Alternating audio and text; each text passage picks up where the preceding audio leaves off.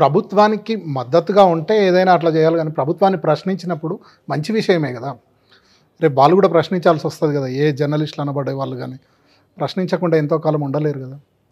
తప్పనిసరిగా ఒక జర్నలిస్టే కాదు, జర్నలిస్ట్గా ఒక పౌర సమాజంగా ఒక బుద్ధిజీవుల సంఘాలే, ఏదో విద్యావంతులు ఇంకెవరైనా కావచ్చు, ఆ సంఘాలు సమాజానికి నష్టం చేసే విషయం కానీ, ఒక వ్యక్తికి నష్టం చేసే విషయం కానీ, ఒక వ్యవస్థకి నష్టం చేసే కానీ విషయం కానీ వస్తే తప్పనిసరిగా స్పందించి ప్రశ్నించాల్సినటువంటి బాధ్యత ఒక పౌర సమాజానికి, బుద్ధిజీవులకి, మేధావులకు ఉన్నది. జర్నలిజం అనేది ఒక డిఫరెంట్ సొసైటీలో ఇది ఒక బుద్ధిజీవులకు సంబంధించినటువంటి వ్యవస్థ. ఇది మరి ఈ బుద్ధిజీవులకు నాయకత్వం వహించేటటువంటి వాళ్ళు కూడా ఎందుకు స్పందించకపోవటం అనేది, స్పందించకుండా మౌనంగా ఉండటము, మౌనంగా ఉండకపోగా వాళ్ళకు సంబంధించినటువంటి వాళ్ళే కొందరు ఇదేదో శంకర్ ఏదో తప్పు చేసినట్టుగా చిత్రీకరించడము, ఆ వ్యక్తి యొక్క క్యారెక్టర్ని చంపాలని చూడటం అనేది ఒక్కసారి గుండె ఆత్మపరిశీలన చేసుకోవాలి సంఘాలు కూడా. ఇప్పుడు నేను చూస్తున్నారు 2 రోజులుగా సోషల్ మీడియాలో కూడా కొందరి రియాక్షన్స్ వాళ్ళు మాట్లాడుతున్నటువంటి చూస్తున్నాను. ఇవాళ ఇది నా ఇంటర్వ్యూ మీరు పెట్టిన తర్వాత నా మీద కూడా కామెంట్ చేసే పని వాళ్ళు కొందరు ఉంటారు. I don't care.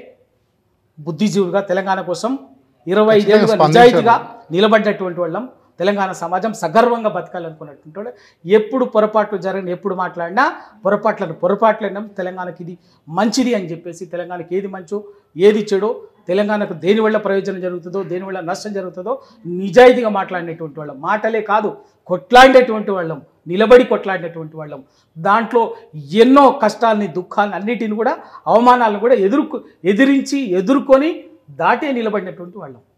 భయపడాల్సిన అవసరం ఎవడో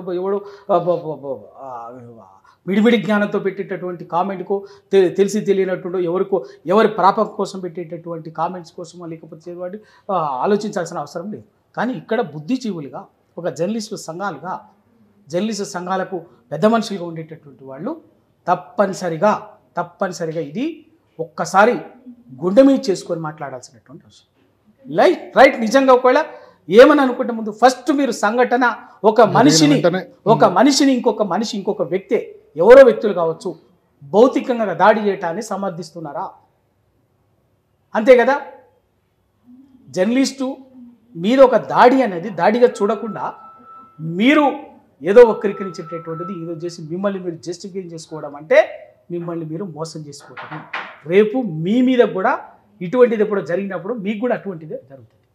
ఇవాళ ఇదే తెలంగాణలో ఇదే కాంగ్రెస్ పార్టీ, ఎందుకంటే ఇందాక మీరు అడిగింది కదా, ఇదే కాంగ్రెస్ పార్టీ అధికారంలో ఉన్నప్పుడు 89-90 మధ్యలో నెదురుమెల్లి జనార్దన్ రెడ్డి గారు ముఖ్యమంత్రిగా ఉన్నప్పుడు 92 or 93 సంవత్సరం, కరెక్ట్గా సంవత్సరం గుర్తులేదు, ఆనాటి ఉదయం జర్నలిస్టు గులాం రసూల్ గారు కూడా ప్రభుత్వం మీద ఒక ఘంటాపదంగా నిలబడి కొట్లాడినందుకు, వార్తలు రాసినందుకు ఎన్కౌంటర్లో కాల్చి చంపినటువంటి చరిత్ర ఉంది.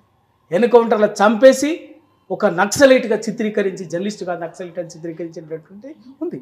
దానికి ఆ రోజు తెలంగాణ సమాజం, తెలంగాణ జర్నలిస్టులు నిలబడి ఆ రోజుల్లోనే ఎదిరించి కొట్లాడినటువంటి ఘటన ఇది తెలంగాణ.